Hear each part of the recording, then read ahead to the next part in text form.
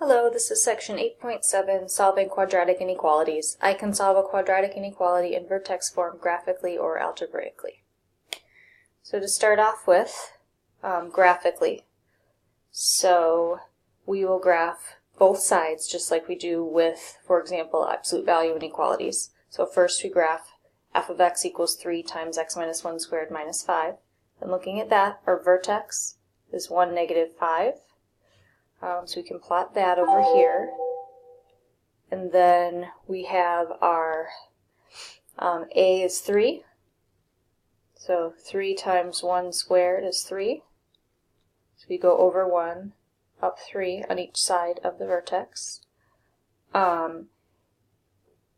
3 times 2 squared equals 12, so we go over 2, up 12.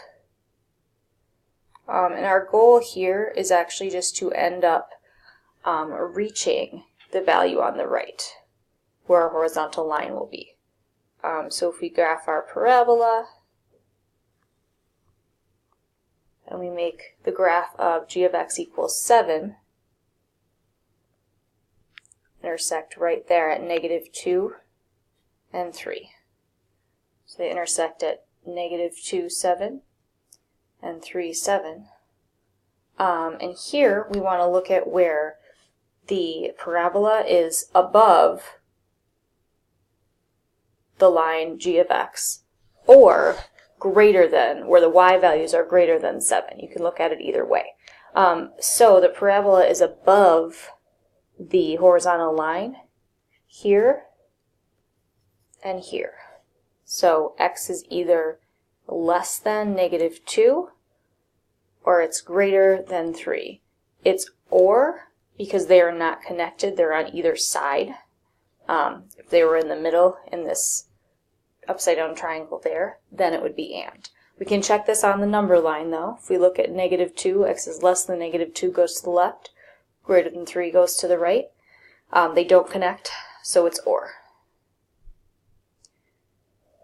So the next one, we will have a vertex for dealing with the one on the right first. We'll have a vertex of negative 3, 6, and a equals negative 1/2. So negative 3, 6, negative 1/2 times 1 squared equals negative 1/2. So we go over 1, down 1/2 on either side. Negative 1/2 times 2 squared, negative 1/2 times 4 is negative 2. So over 2, down 2, again starting from the vertex. So our goal is to get to negative 2, and we're not there yet, so let's try another. Negative 1/2 times 3 squared will be negative 1/2 times 9, or negative 4.5.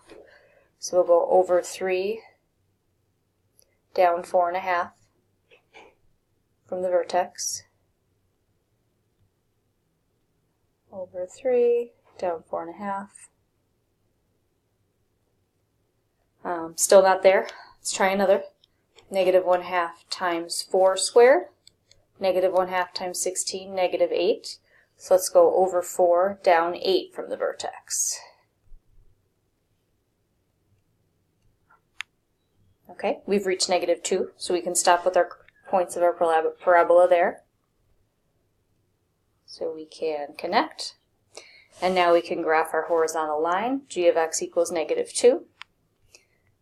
And they intersect at negative 7 and 1. So let's see. We want to look at where the parabola is below negative 2, or below the line, which is here and here. So it looks like we have x is either less than or equal to negative 7, or x is greater than or equal to 1.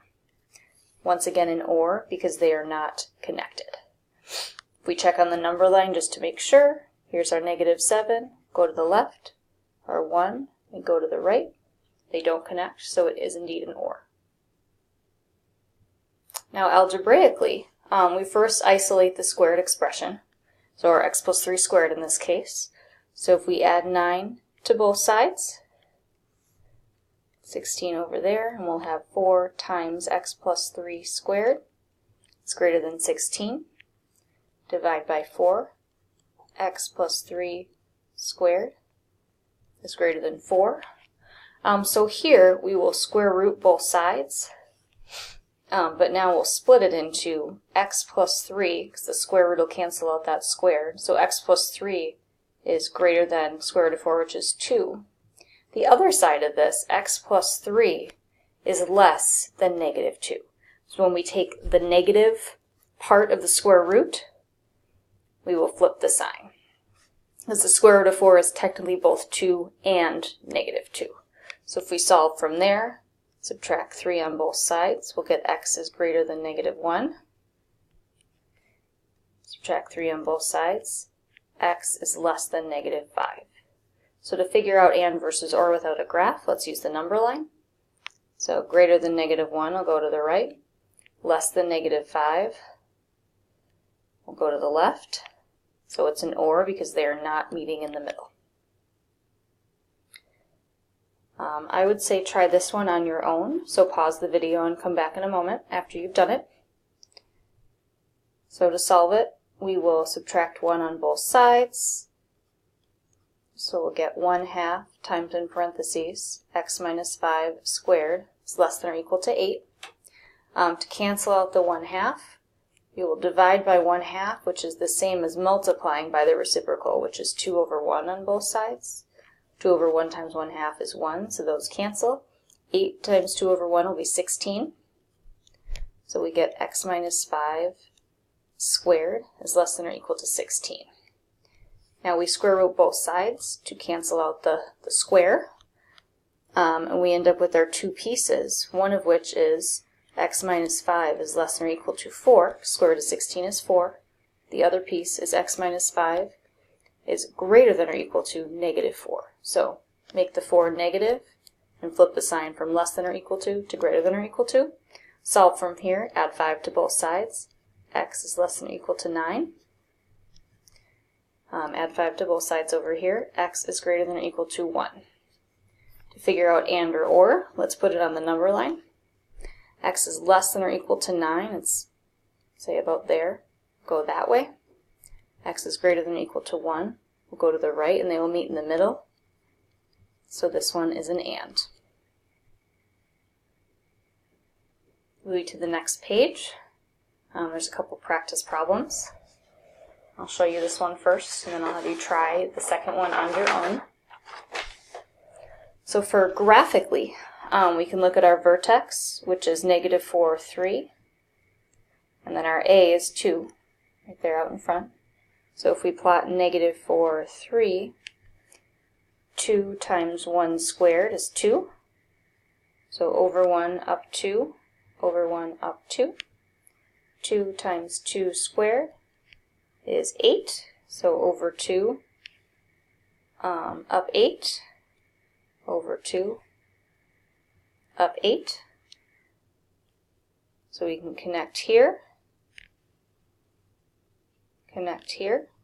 because we have made it to our 11. And now we draw our horizontal line at y equals 11. And where they meet is at negative 6 and negative 2. As far as the shading piece of it goes, we want to know where the parabola is greater than 11, or the graph is greater than 11, when the y values are greater than 11, or simply when this graph of the parabola is above the horizontal line. And it's above the horizontal line over here. Okay? So there's our shading. So we know that x is less than negative 6, or x is greater than negative 2. We know it's an or because they're not connected in the middle, they're on opposite sides. If we solve this algebraically, we can subtract 3 on both sides, and we'll get 2 times x plus 4 squared is greater than 8. Divide by 2. X plus 4 squared is greater than 4. Square root both sides. So our two pieces, x plus 4 will be greater than 2, and x plus 4 less than, flip the sign, negative 2. If we solve from here, we get x is greater than negative 2. Over on the right, minus 4, x is less than negative 6. So technically we already know it's an OR because we graphed it and saw that they weren't connected, but we can use our number line just to verify if all we were doing was algebraically. Negative 2, negative 6, greater than negative 2, less than negative 6, they don't connect. So it is indeed an OR just like it was in the graph. I would recommend pausing the video once again and trying this next one on your own and coming back to check. Okay, so first we solve graphically. Our vertex here will be negative 2, 2, and our A is negative 1 because there's an invisible 1 out in front of that. Okay, so if we plot negative 2, 2, negative 1 times 1 squared is negative 1, so over 1, down 1, over 1, down 1. Negative 1 times 2 squared is negative 4, so over 2, down 4, over 2, down 4. And here our goal was really just to get to 1. And we got there. So we can graph our parabola this way, make our horizontal line at 1. And now let's see.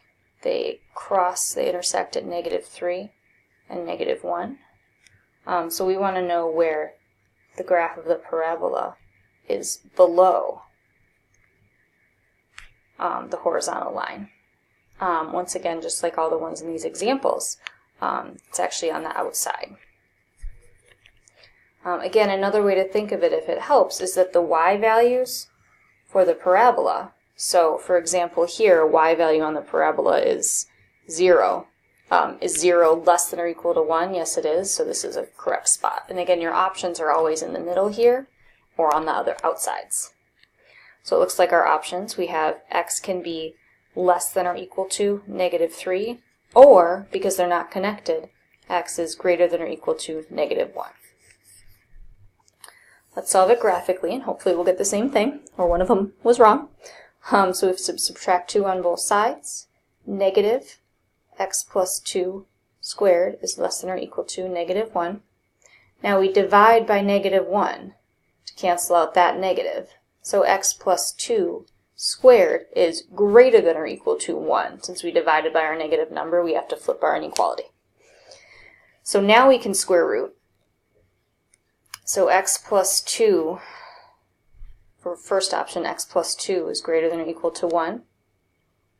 Our second part, x plus 2 is less than or equal to, flip the inequality, negative 1, make it negative. So subtract 2, x is greater than or equal to negative 1. Subtract 2, x is less than or equal to negative 3. That's what we got over here, so that's good. Again, we already know it's OR, but checking on the number line. Here's our negative 3, negative 1. Make sure you put them in the right order. Since negative 3 is smaller, it should be on the left. So less than or equal to negative 3, greater than or equal to negative 1. Not connected, so this is an OR inequality. Okay, thanks a lot. Have a great day.